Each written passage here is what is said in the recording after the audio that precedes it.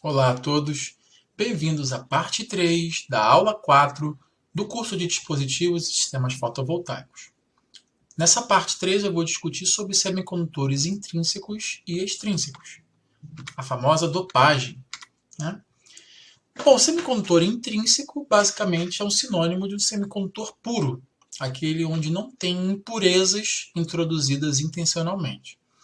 Então aqui é o caso da rede do silício. Aqui eu tenho os átomos de silício colocados nas suas posições.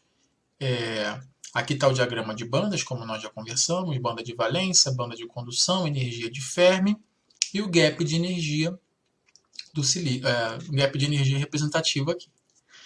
Para que o elétron saia da banda de valência para ir para a banda de condução, nós já discutimos que tem que ganhar uma energia no mínimo igual à energia do gap. E isso representa lá na rede o quê? Um elétron livre que saiu de uma ligação química e deixou o seu buraco. Quando a gente vai olhar os dados, por exemplo, de germânio e silício a 300 Kelvin, a gente vê que a concentração intrínseca de portadores, ou seja, o número de elétrons na banda de condução ou buracos na banda de valência, no germânio é da ordem de 10 a 13 por centímetro cúbico e no silício 10 a 10 centímetro cúbico. Mas o que isso significa na prática? Isso é muito? Isso é pouco? Bom, nós sabemos que a condutividade de materiais semicondutores a 300 Kelvin é baixa quando comparada de metais. Mas vamos ver o que isso representa em relação à rede, né? Bom, lembrando que a gente tem aproximadamente 10 a 22 átomos num centímetro cúbico, né? É bastante coisa, né? Lembra lá do número de Avogadro? Então esse número aqui, 10 a 22, tem a ver com aquele número de Avogadro, tá? Não estou fazendo a conta aqui em detalhes, mas é mais ou menos isso. Então, se a gente levar em consideração 10 a 22 átomos e, consequentemente, da ordem de 10 a 22 ligações químicas, 10 a 13 significa o quê? 1 para cada bilhão. Então, significa que no germânio, a 300 Kelvin, uma a cada 1 bilhão de ligações químicas foi quebrado, ou seja, os átomos estão ionizados. No silício, esse número é ainda menor, pelo gap ser maior. Então, em 300 Kelvin, 1 a cada 1 trilhão de ligações químicas estão quebradas. Tá? Ou seja, muito pouco. Né? Bom, como é muito pouco, a gente pode querer alterar essa condutividade. E os materiais semicondutores são versáteis e são muito úteis por conta dessa facilidade de alterar a condutividade do material. No metal, por exemplo, né, no cobre, no alumínio, no ouro, no ferro, você não tem muito como mexer na condutividade. Aquela quantidade de elétrons que existe ali é aquela e acabou.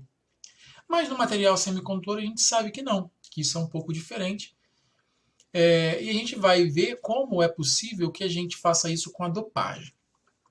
Então, o que são materiais semicondutores extrínsecos? São aqueles que são dopados com alguma impureza substitucional, ou seja, uma impureza que vai entrar no lugar de um átomo da rede e a concentração de portadores vai poder ser controlada. Mais uma vez aqui, o silício. E aí, um semicondutor do tipo P é quando eu tiro um silício daqui e coloco um elemento estranho que tenha um elétron a menos do que o silício. Então vamos lembrar aqui, ó, o silício está na família 4A da tabela periódica. Isso significa que ele quer fazer 4 ligações químicas. Olha aqui, ó, uma bolinha cinza dessa fazendo 1, 2, 3, 4 ligações químicas. Vamos supor que eu coloque um átomo de boro no lugar do silício.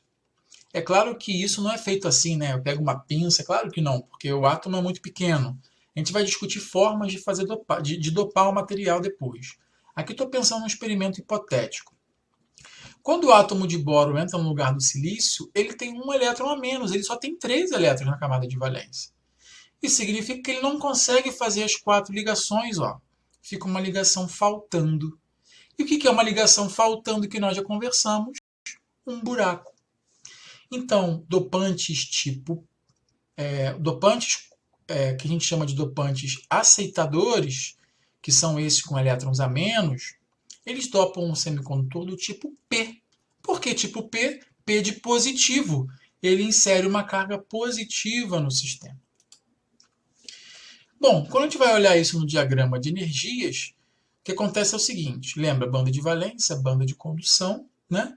E aí, o gap de energia é aquele lugar onde não tem nenhum estado disponível, só que na rede original. Quando eu insiro um elemento estranho, ele acaba inserindo um nível de energia dentro do gap. Ó, tá aqui. E eu estou representando o buraco que está preso nele, ó, aqui. Então essa é a configuração a T igual a 0 Kelvin, tá? E aí isso vale, deixa eu voltar um slide aqui, isso vale para boro em silício, aí a notação é essa, né? Silício dopado com boro, germânio dopado com alumínio, ou seja, alumínio no germânio, basta ver aqui, né? O alumínio tem um elétron a menos que o germânio, galho no silício, zinco no arseneto de galho e assim sucessivamente. O que é uma dopagem tipo N? Como o nome diz, N é de negativo, então eu estou inserindo cargas negativas no sistema. Isso vai ser feito se eu substituir o átomo de silício ou de algum material semicondutor por um elemento que tenha um elétron a mais do que ele. Então, o silício está na 4A. Se eu coloco, por exemplo, fósforo, né? Substituir um átomo de silício por um átomo de fósforo, esse fósforo tem 5 elétrons na última camada. Ele vai conseguir fazer as 4 ligações dos vizinhos e vai ficar um elétron extra sobrando.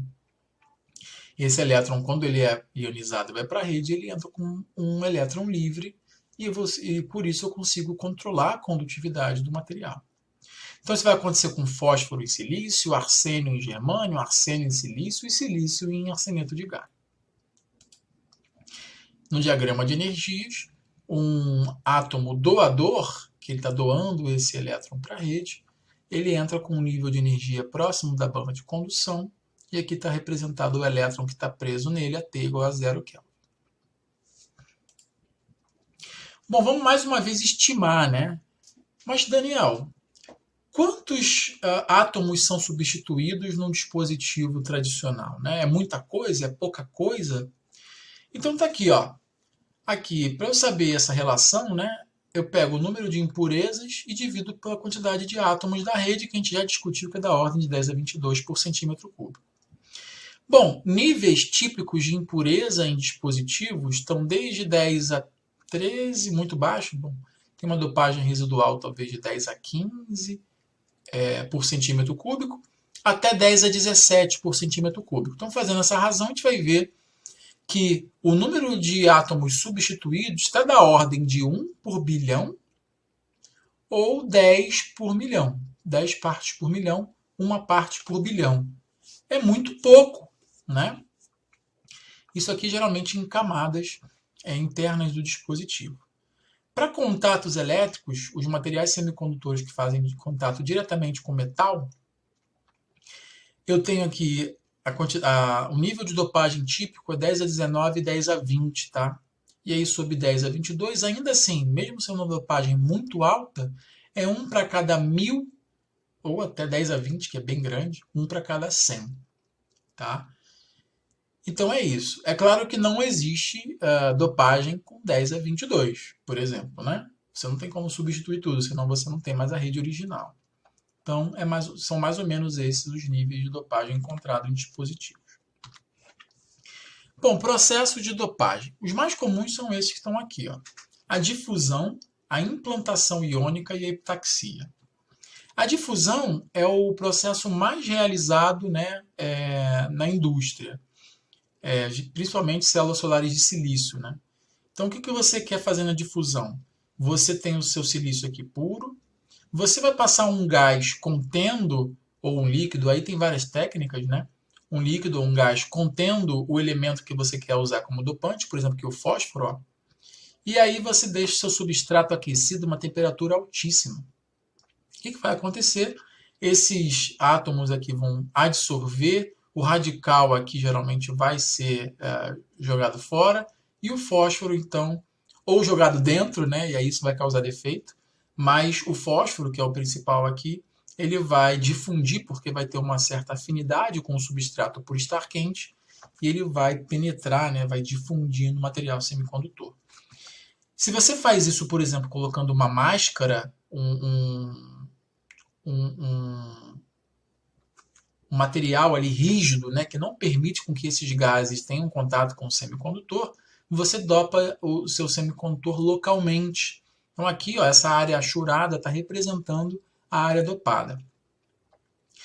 Também é possível fazer a dopagem com filmes sólidos. Então o que você faz? Você deposita um material sólido contendo, né, um filme contendo fósforo, aquece o seu substrato e aí o fósforo, os átomos de fósforo vão difundir para dentro do seu silício, lá, ou do seu semicondutor. A implantação e endiamento de íons daquele dopante. Então você tem, por exemplo, num acelerador de partículas, coloca lá íons de fósforo, acelera eles com uma energia bem alta e eles vão difundindo dentro do seu semicondutor. Se você faz isso com uma máscara na frente, você proíbe que entrem aqui e você dopa localmente também. E a epitaxia, que é o depósito, né? É quando você vai empilhando o material em cima do outro. A vantagem dessa técnica é quando você já empilha um semicondutor, você já pode colocar ele dopado, né? Então, a próprio semicondutor que vai se depositando já contém impurezas e com isso ele já está dopado. Bom, e aí, como eu falei anteriormente, o elétron no dopante N, no dopante doador, ou o buraco no dopante P, ou o dopante aceitador, eles estão presos na sua impureza, né? Ele faz parte, aquele elétron faz parte do fósforo, o buraco faz parte do boro. Para eles poderem serem livres, libertados para a rede, eles têm que ser ionizados. E para isso você precisa ter uma certa energia térmica. E aí o modelo que a gente usa para calcular a energia térmica necessária para fazer isso é um modelo de hidrogenoide, supondo que isso aqui é um átomo de hidrogênio, claro, com um background da rede, né? Então a energia do átomo de hidrogênio é dada por isso aqui. Aqui eu substituí simplesmente o m, que é a massa do elétron, pela massa efetiva, e o epsilon, que geralmente no átomo é epsilon zero, eu coloquei o epsilon do material. Então a energia do átomo hidrogenoide seria dada por isso, que aí vira isso com a energia do hidrogênio, a razão entre as permissividades dielétricas e a razão das massas efetivas.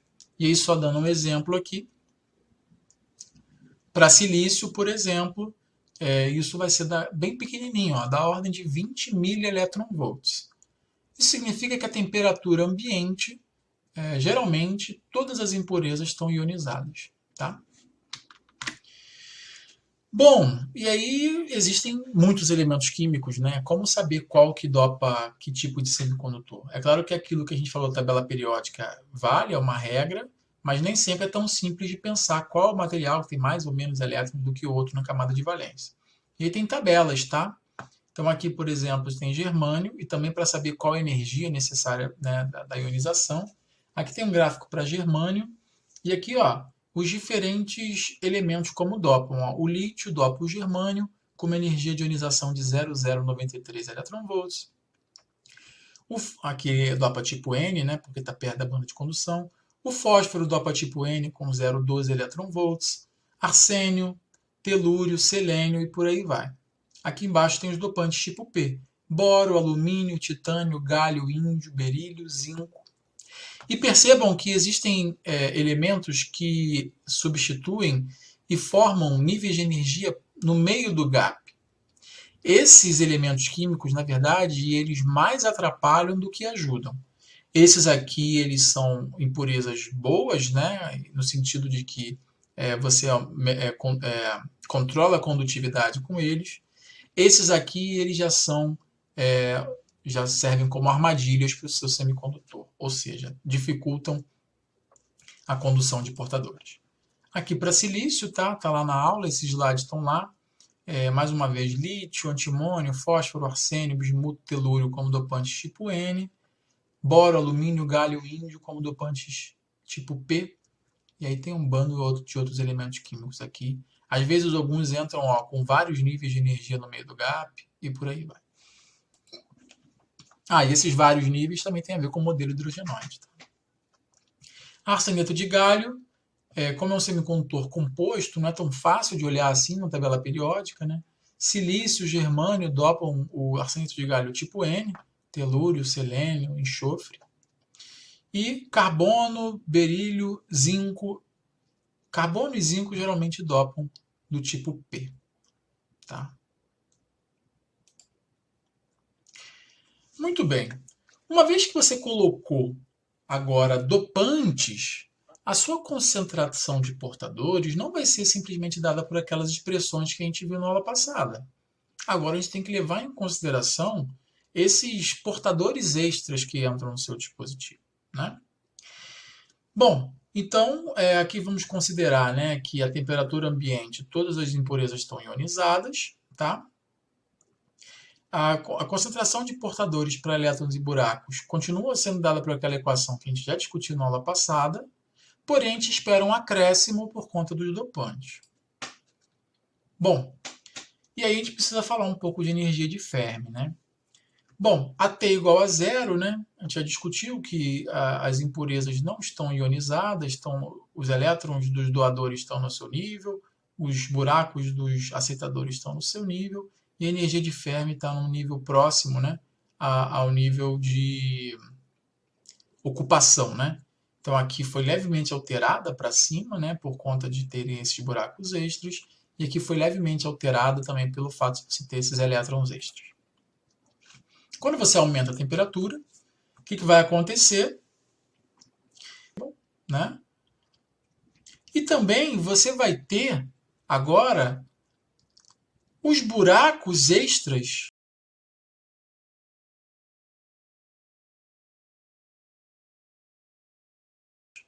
Ó, percebam que aqui eu tenho mais bolinhas, né, mais buracos, do que elétrons. O que eu estou representando aqui? Ó? Só para a gente casar aqui. Ó. 1, 2, 3, 4. 4 elétrons saíram da banda de valência, foram para a banda de condução e deixaram 4 buracos. Em contrapartida, eu vou voltar um slide rapidinho. Ó. Lembrem-se que tinham buracos daqui. O que vai acontecer? Eles vão aprisionar elétrons, ou seja, elétrons vão preencher aquela ligação química que estão faltando no boro, por exemplo, e aí vai ficar sobrando buraco aqui embaixo. Então, na hora que a gente for fazer a contabilidade aqui, eu tenho mais buracos do que elétron. A condutividade desse semicondutor é majoritariamente dada por buracos. Identicamente aqui, ó, obviamente agora com sentido oposto, né, eu tenho a T maior que zero, elétrons que saíram daqui e foram para lá e deixaram seus buracos. Lembrando que eu tinha impurezas doadoras, ó, elétrons que querem sair daqui. Eles saem desse nível e vão lá para a banda de condução. Ó. Então eu tenho mais elétrons que buracos. Então a condutividade desse material é dominada por elétrons, semicondutor do tipo N. Legal. Para calcular, então, para levar isso em consideração, né? Vou voltar 2 slides aqui rapidinho, 3 na verdade. Reparem na diferença aqui, ó, que eu estava escrevendo antes a quantidade de elétrons com EC menos EF e a quantidade de buracos com EF menos EV. A diferença entre os níveis de condução e o nível de Fermi, e o nível de Fermi e a banda de valência. E agora, para considerar os dopantes, eu estou fazendo a concentração de elétrons como o nível de Fermi menos a energia do intrínseco, que aí a gente sabe calcular através do slide da aula anterior, e os buracos vão ser calculados com essa diferença agora do intrínseco para o nível de Fermi. Tá? Então, o nível de Fermi aqui, o nível intrínseco, né? Eu acabei esquecendo de desenhar aqui, ele está aqui mais ou menos no meio, então a diferença entre os dois vai me dar a quantidade de elétrons e a quantidade de buracos. Adicionalmente, eu tenho que lembrar que, por exemplo, quando um átomo de fósforo dopante tipo N é ionizado, aquele elétron ficou livre na rede, passeando para lá e para cá, mas o átomo de fósforo perdeu um elétron. Então ele foi carregado positivamente na rede. Tá? Então, existe um balanço de carga, porque, vou voltar aqui, poxa Daniel, mas se eu tenho mais elétrons que buracos, o semicondutor está carregado. Não, porque eu tenho que lembrar que aqui tem mais carga negativa que positiva, mas eu tenho os íons positivos na rede que contrabalanceiam diferença, dando então zero, né? O material tem que estar neutro. Então aqui está o balanço de carga. O número de elétrons mais o número de dopantes aceitadores que foram ionizados e ficaram negativos tem que ser igual ao número de buracos mais os dopantes doadores que foram ionizados e ficaram positivos. A carga negativa tem que ser igual à carga positiva. Bom, então tendo isso tudo em consideração, a gente está apto aqui a calcular a densidade de portadores. Quando a gente tem a temperatura próxima à temperatura ambiente, ou à temperatura ambiente, o número de elétrons num semicondutor do tipo N, a gente pode aproximar, vou voltar aqui um slide, N0.